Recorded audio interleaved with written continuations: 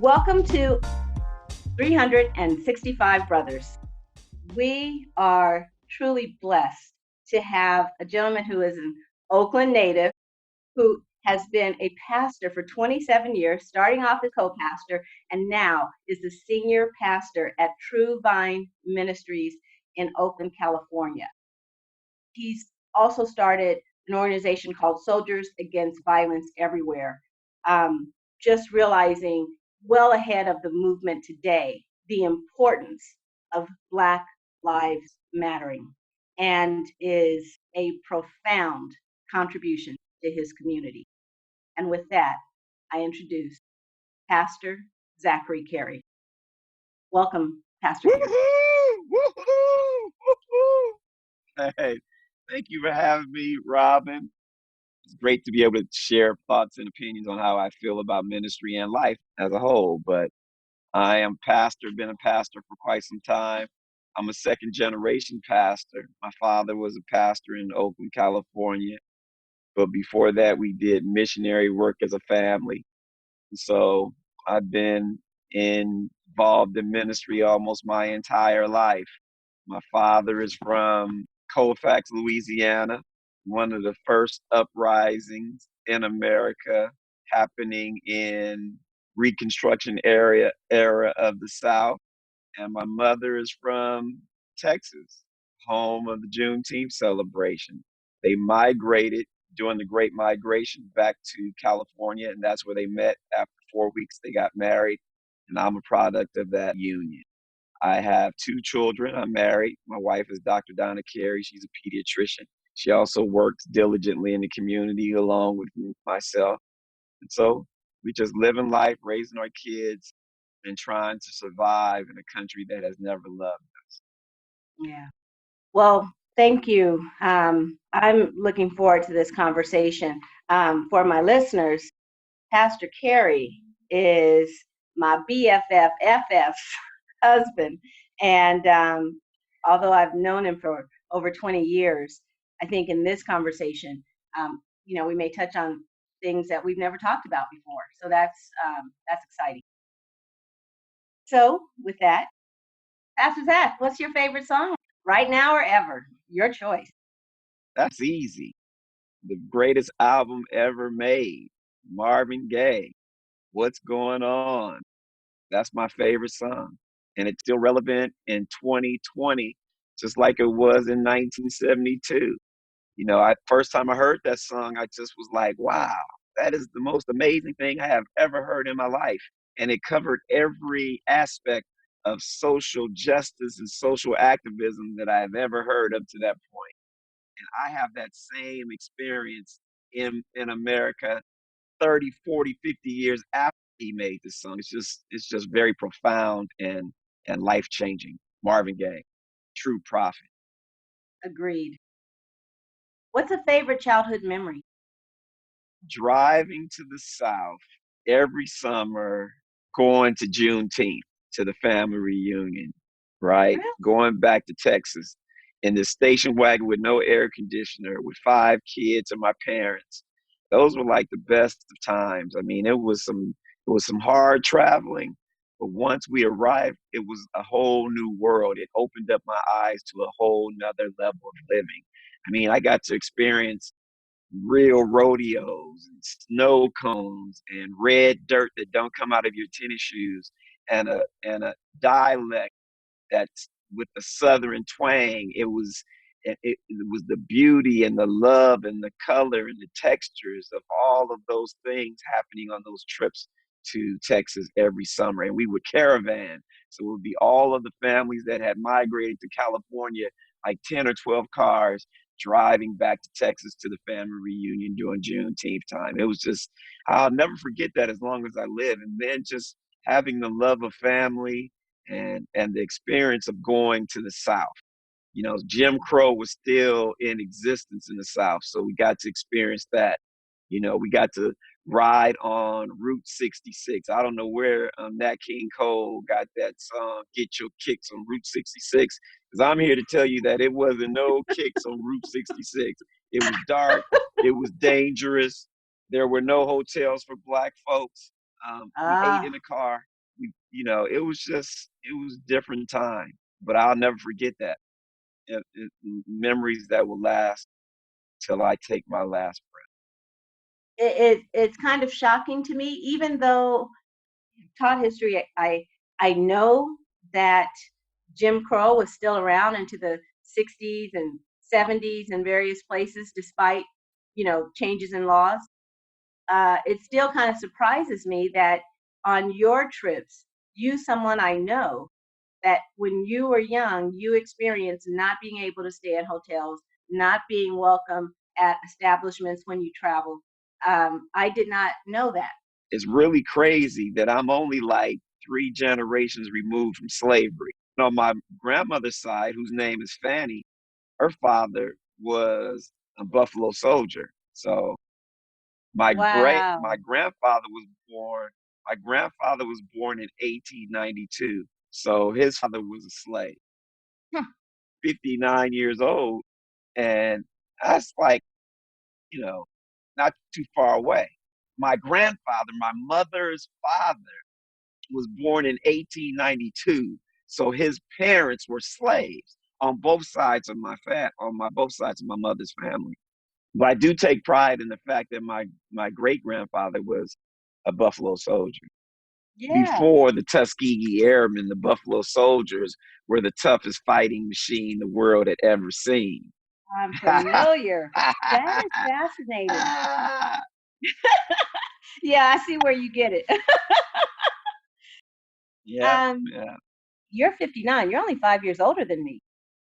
right. And I think a lot of people assume because we go, "Oh, that was 100 years ago. That was 100 years ago. You got to let that go." But that was an experience of someone's grandparent, great grandparent. And it can seem old when we just talk years, but when you talk in terms of generations and talk in terms of family, it's not a long time ago. So I It's, appreciate. I want to talk about your accomplishments. I want to know about an accomplishment that matters to you personally, and then an accomplishment that is the one that others, that society or friends or whomever, are most impressed by. Start us off with which accomplishment means the most to you personally. wow. I would say succeeding my dad in ministry. That's really a tough proposition to take hold of. Really, it doesn't happen that often. And when it does, it's never that successful. But my father had such great wisdom that he set me up to succeed and not to fail. He didn't wait to the last moment to put me in front of the people and then make force me on them. He groomed me and he taught me and he trained me to do what I'm doing, and I get it now. I didn't get it at the time that he was super tough. I mean, I used to preach on second Sundays growing, when I was 24, 25 years old, and I would come home, he'd be sitting in his den, and I try to walk by and sneak by him, and he'd bring me into the room, and he's like, you know what? You didn't do shit today. Excuse me, can I say that? Go ahead. He would he would just read me the riot act. I take pride in that we were able to take care of him until he died. One of the pastors came up and visited him while he was dying. He was really sick, and they asked him. They said, "What do you thank God for these last years that you've been alive?" And he said, "My son." And he said that I never had to worry about anything for the last 17 years in retirement. Never had to worry about paying my bills because he always took care of everything. That was, That's great. That's great. What about the accomplishment that most impresses others? soldiers of violence everywhere because we had an impact in our city unlike any other before ceasefire came along. The police chief was calling me up on the phone. I had a relationship with every politician in the region, the mayor, the city council people, the county supervisors, the Congress people, the state senators. We had a relationship because of the activism that we were doing in the community, which was simply based around protesting against the violence that was taking place amongst us and protesting against police brutality. So it went hand in hand. And people are always asking this question right now: is Black Lives Matter in 2020? People are always saying, well, why don't you guys say anything about black on black crime? Well, we have been saying something about it, but nobody's been listening. So over a decade, and there are people all over the country that has been talking about reduction of black on black, a saying that we need to abolish. I mean, when you put people together and they're in impoverished areas, crime is going to take place. And we don't call it white on white crime when the shooter goes to the Mandalay Bay and shoots up a country and western concert where he kills 50 to 60 people and injures another 100. We don't call that white on white crime. So we need to take that messaging and divert it to something else. Let white people have that conversation. Black folks shouldn't be having that conversation. Mm. We not only protest against the violence amongst ourselves, but we also led the conversation around the shooting of Oscar Grant, which is probably one of the first, other than Emmett Till, they got a lot of publicity in America. They made the movie Fruitvale Station after him. And it was a group of the Nation of Islam, Baptist ministers, and an ecumenical group in Oakland. And so we do both. We do everything that's concerning the Black family. That's what we are about. We're about the preservation of the Black family in America, in a land that does not love us. Mm. Save soldiers against violence everywhere. That means in our community and outside of our community. Stop the violence and say something. Yeah. As a pastor, you have to have a love of words, the word itself and then words. What is a favorite quote, saying, metaphor, or book? Oh, Psalms 121. I look to the hills from whence cometh my help, and my help cometh from the Lord, which made the heavens and the earth. And he said he would not allow our foot to be moved or to slip. I mean, he has us. He upholds us. He, even though when we look like we've hit rock bottom, he's still holding us with his right hand. There's another level beneath his right hand. So I thank God that he is my help in a time of need. And then I have another one that my cousin told me, and going on those trips to Texas and back in the day, he was like a politician. He was really smart. His name was Jake. He said, if Mm. you remember this, you'll be successful at everything you do in life. They call it the 5 P's. He called it the 6 P's. Prior preparation prevents a piss poor performance. Mm. 6 P's. I Those like. are my go-to. Not deep, but it's simple and to the point. What is a person, moment, or conversation that stands out as, significant in your life? Maybe it changed the trajectory of your life, or it's just something that has stuck with you and had a lasting impact. Wow, that's easy. That's easy. Because All right. I always considered myself a buck, right? I'm a big black man. People were intimidated when I walk in the room. And so when that movie came out in the 70s called Buck and the Preacher, that movie was like, wow, a black man riding a horse, a black man with this big gun. He's powerful. He's killing white people. Wow, really? And then the character with him was a preacher played by Harry Belafonte, a bootleg drinking preacher who cursed and sexed it up, but he still preached the gospel. Buck was trying to help the slaves who were escaping from the South, going to the West, running away from the slave catchers, which was the modern day police force. And in the process of that, Buck was married to Ruby D. Williams, Ruby D. And they were in his house, and she was talking to Buck about just leaving right now. And she made this statement to him in the movie. I'll never forget it. He was saying, I got to help them get to the West. She said, we have shedded so much blood in the soil of America. I just can't live here anymore. Wow. That's in a movie in the 70s. And she was telling him that it was time to go, that he should leave now and not wait. I think we're at a moment in history where Black folks in America are going to have to make some tough decisions. you can see the expats of blacks all over the world now who have made that same summation that there's so much blood of black folks in the soil of America.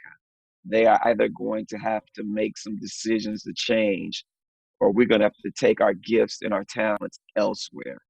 And they are immeasurable beyond reproach. Nobody can measure up to what we bring to the table.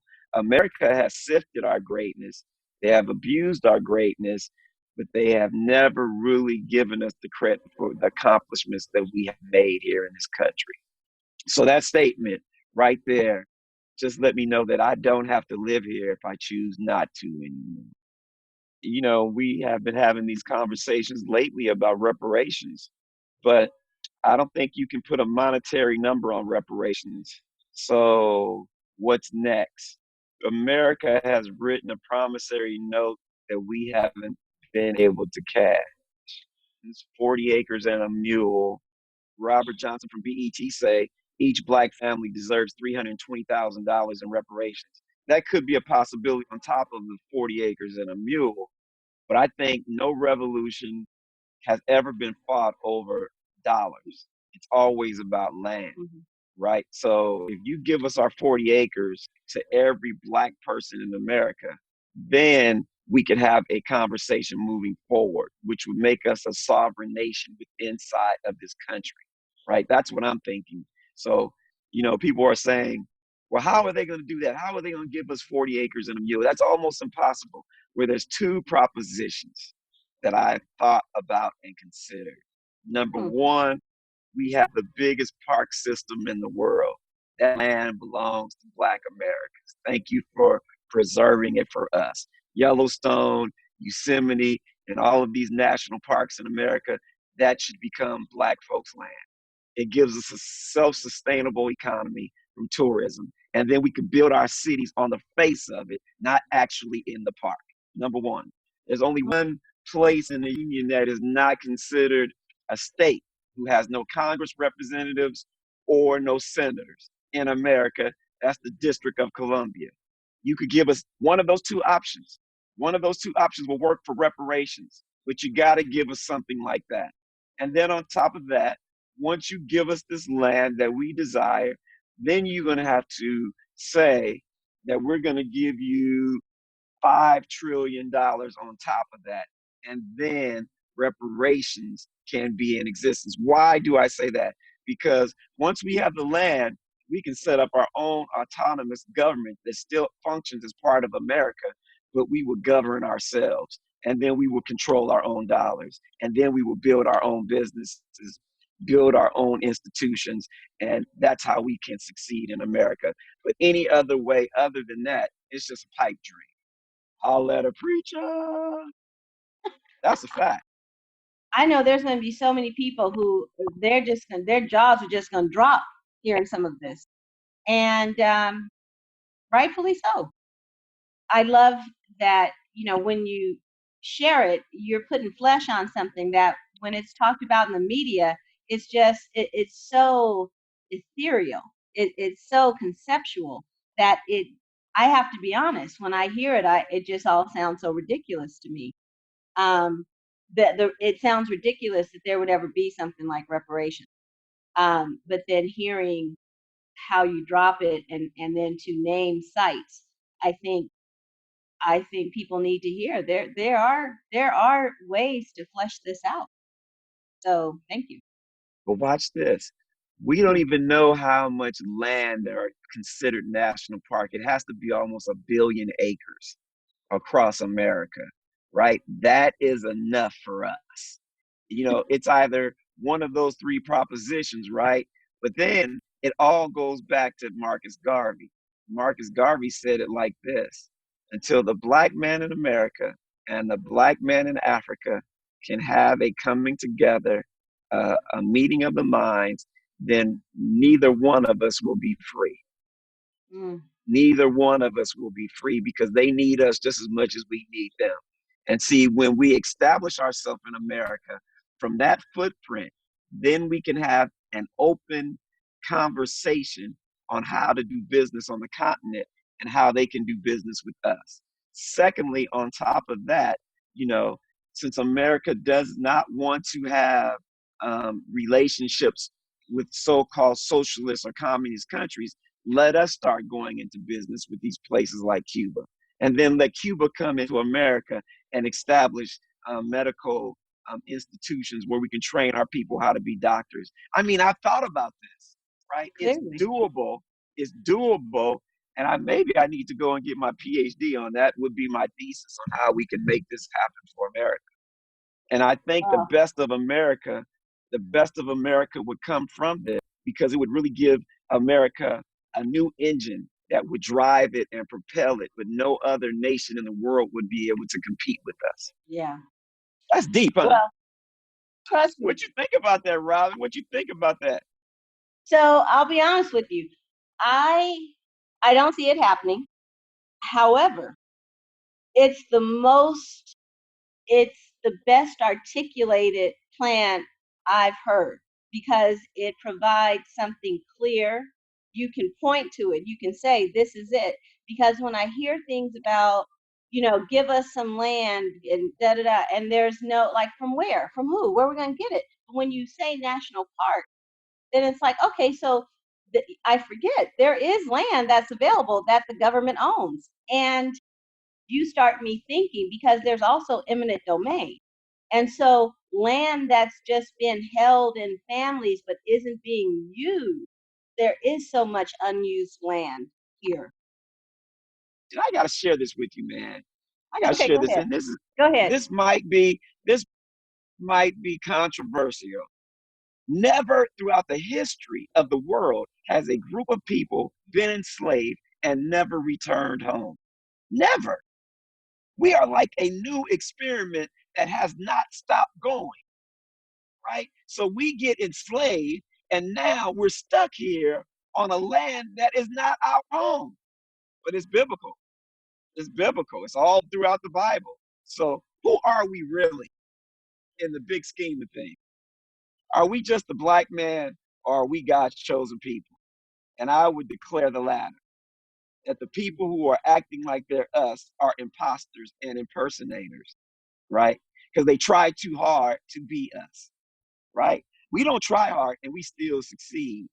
We make we make bricks even when we don't have straw. Don't it look like that?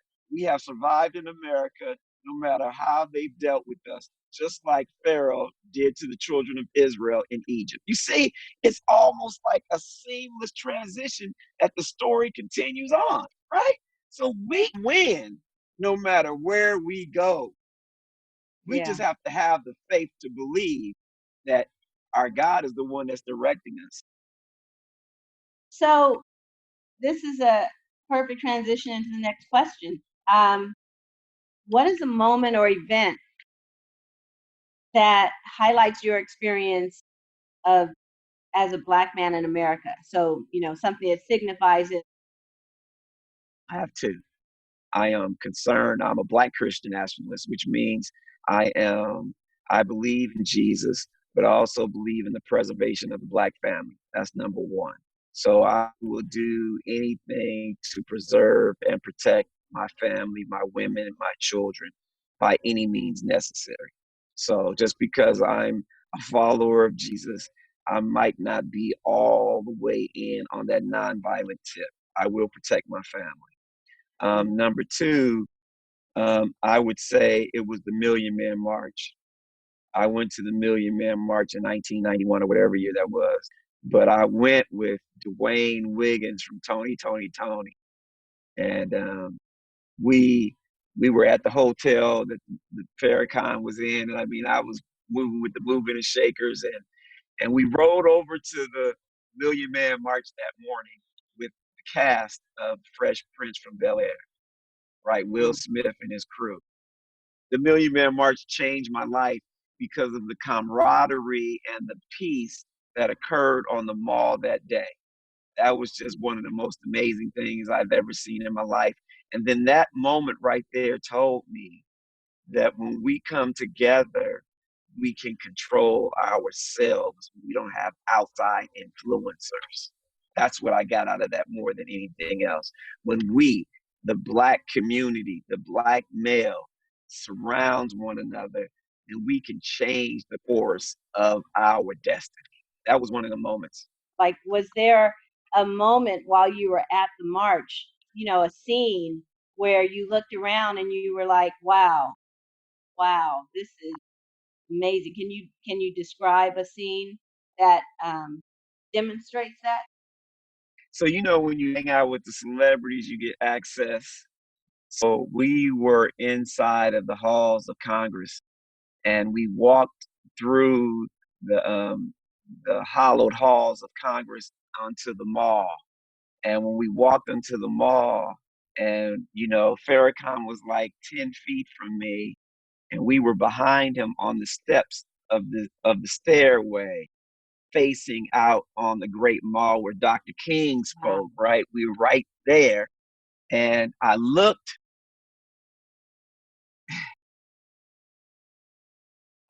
out there,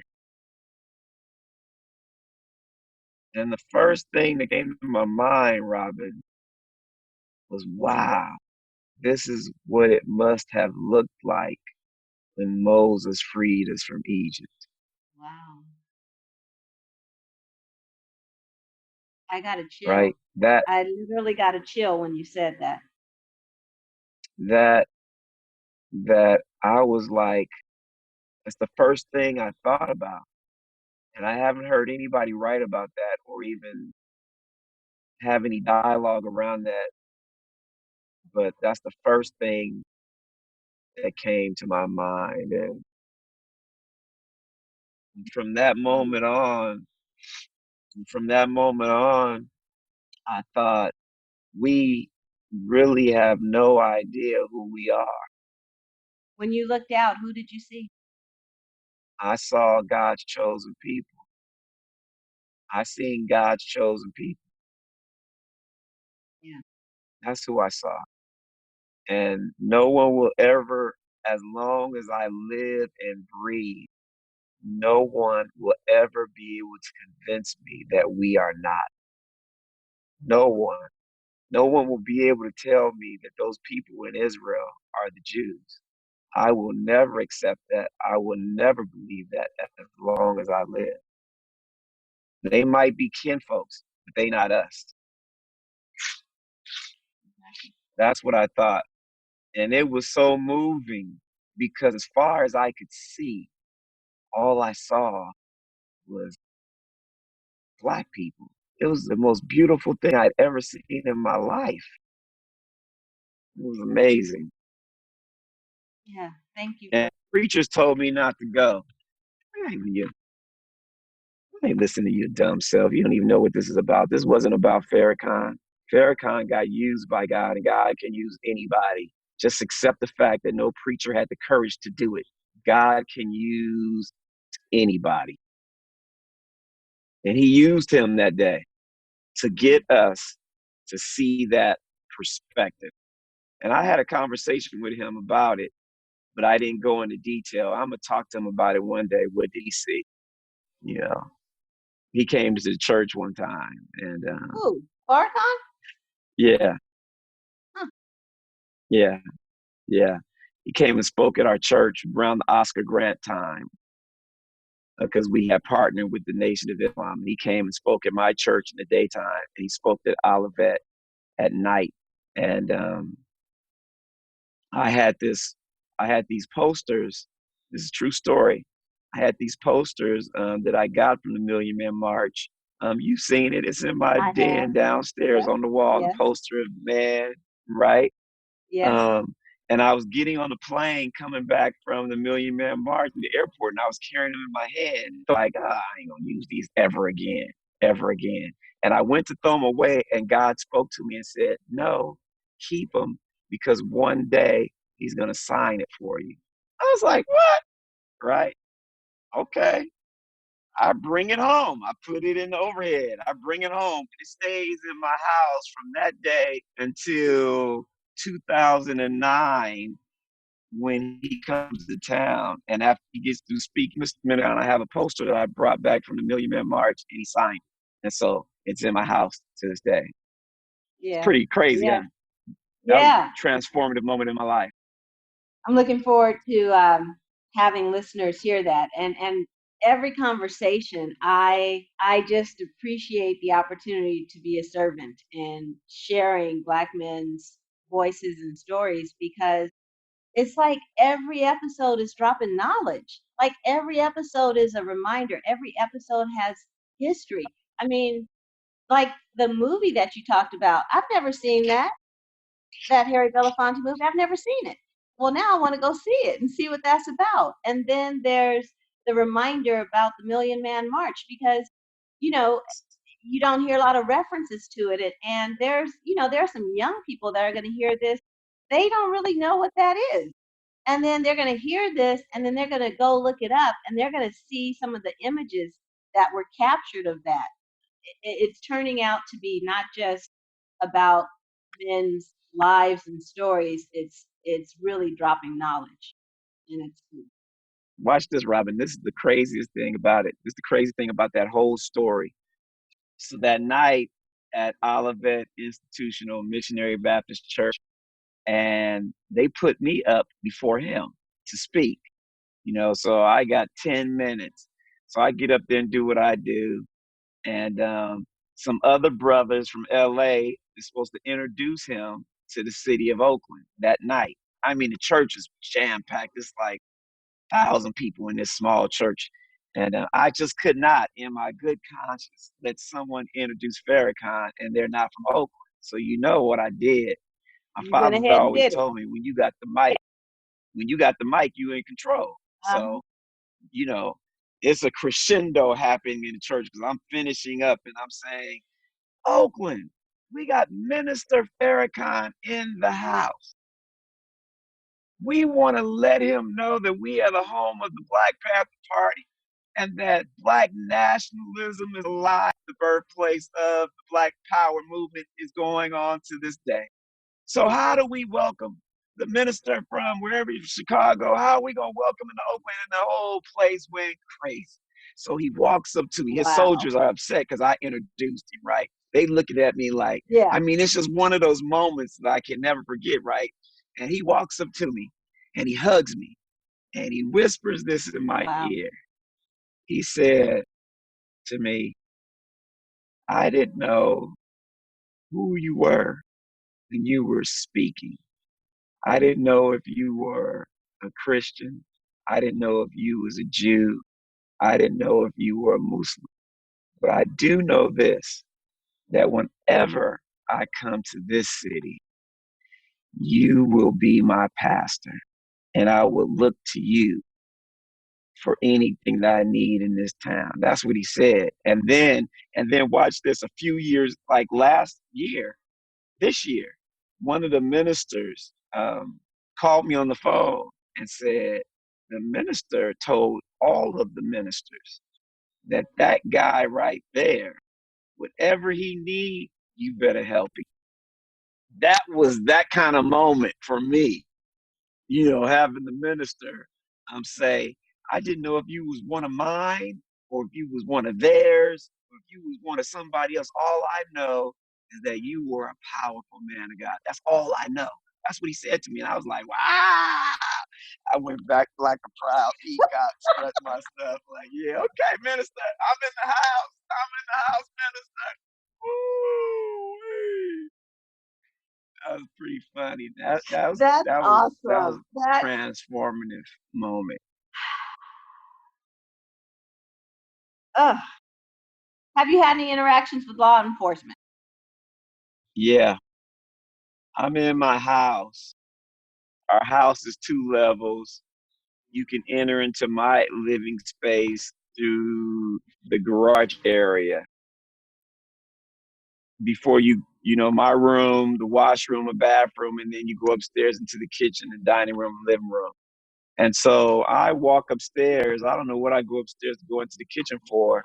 And I'm walking in the living room and I hear a voice saying, Stop, get down on the floor. Right. Mm-hmm. And like I turn around and there's 2 officers with guns in my house. What? Right. And so I'm like, what are you talking about? What do you want? Why are you in the house? Get down, get on the floor. Are you such and such? No, I am not. Well, so they arrest me in my own house. They didn't even knock on the door. I never heard them. They just walked in my house. So that's just What? one of the many stories Wait, that I wait, could have whoa, died wait, with wait. them thinking I'm somebody else. Yeah. They walked in my house unannounced. Nobody else is in the house but me. They come from the garage area into my area where I sleep, up the stairs onto the next level of the house with their guns drawn, right? I'm in the living room. All I hear is them shouting commands. Get down on the ground. Are you such and such? No, I'm not. Why are you in my, get down on the ground. They could have killed me for mistaken identity. The police they have too much power over the community, right? Let me give you an example. If they think someone is calling from your house, this happened to me and Donna. We're here, it's 6 o'clock in the morning, and we hear this banging on the door. Boom, boom, boom, boom, boom. Boom, boom, boom, boom, boom. It's like 5 or 6 o'clock in the morning. We're like, what the hell is that?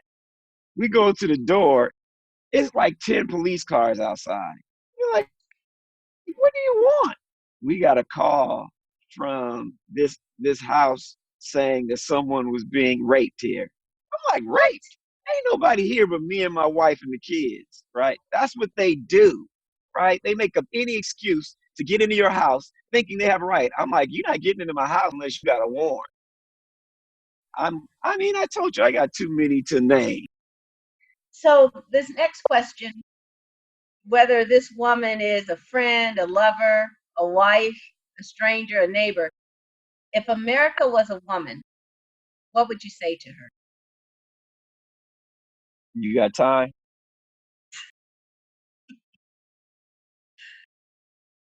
You got time for this answer? Uh, Because I wrote it out. okay. For with much wisdom comes much sorrow. The more knowledge, the more grief. The preacher speaks from Ecclesiastes. This pain I feel I cannot describe, but these words I hear I cannot deny. Words ringing, words singing, words resonating in my soul. What words that repeated through the annals of time? He was angry. He was aggressive. He resisted. He ran away. He fought back. I feared for my life. He was sleeping. He died. He died in her cell. He died when he was jogging. He died sitting in his car. He died asleep in his car. He had a fake $20 bill. Words I hear minute by minute. Words I hear every hour. Words I hear every day, every week, every month. Words I hear every year. Words I have heard for 400 years, but they all mean the same thing. Dead, dead, dead, dead. Not murdered, just dead, and zero accountability. The words come all day, fast and furious every day. Words are loud, louder, loud is loud, clear. Know your place, black man. But that's not what they really mean, because even if you do the right thing and know your place, it doesn't mean a thing. You see, it don't matter to them because they want you to feel deep in your soul and every fiber of your being that you don't have a place here at all. 3/5 of a human, you shall be that, and that is all. You see, when you fly that flag, I dare not say which flag, it don't matter. It's really all the same, and it never truly counted me in. You see, that's how you still see me, as less than human. But I see clearly now why you do what you do and act the way you act. You see, I'm less than human in your sight. Can you see me now? Your words and deeds say no. How is it that you cannot see me? You can choke me to death when you don't see me. You can shoot me in the back when you don't see me. You can come into my house and shoot me when I'm sleeping when you don't see me. You can shoot me in my grandparents' backyard when you don't see me. You can shoot me on the bar platform when you don't see me. You can shoot me in my car with my girlfriend and my child in the car when you don't see me. You can put your knee on my neck and lynch me when you don't see me. This pain I feel I cannot describe, but these words I hear I cannot deny. You don't see me. You don't see me. But you know why you fear me, and so do I. You see how I can be at a loss for words when to say, when my people created the very word. How can I be at a loss for words? Can you see me, America? Can you see me now? To be continued, because this story is far from told. Uh, okay. I love it first. Let's just get that first. Um, are those your words?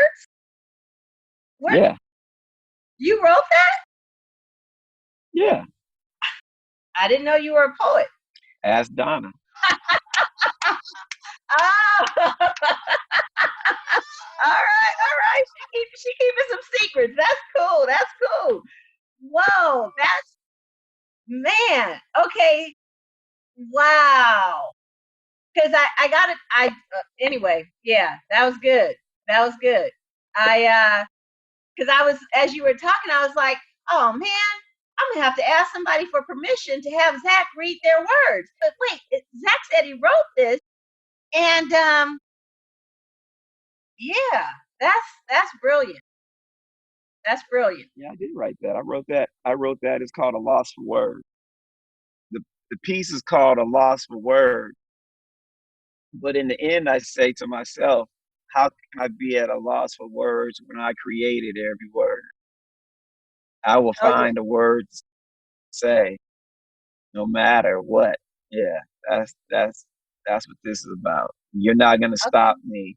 You can't stop me because you don't have the ability to outthink me. Now that we've done that, what is love to you? Family, God. I had a conversation with Donna not too long ago, Dr. Donna, and I said if I knew being a parent was this wonderful, I would have did so much sooner or earlier in my life. That my children bring me so much joy. My family, my wife, my children, we have such best time hanging together. It just seems like it's just a natural fit. I mean, we have a wonderful time hanging out with each other, even with the arguments and the fights that occurs in every family. Just God and family. That's great. Is there anything that we haven't talked about that you'd like to share about yourself that in the past I would say that challenges the stereotype of being a black man, but I think a better way to say it is there anything we haven't discussed that when listeners hear it, they will get a broader view of what it is of who black men are? Um, that we are not that we are not good fathers or good husbands or good sons.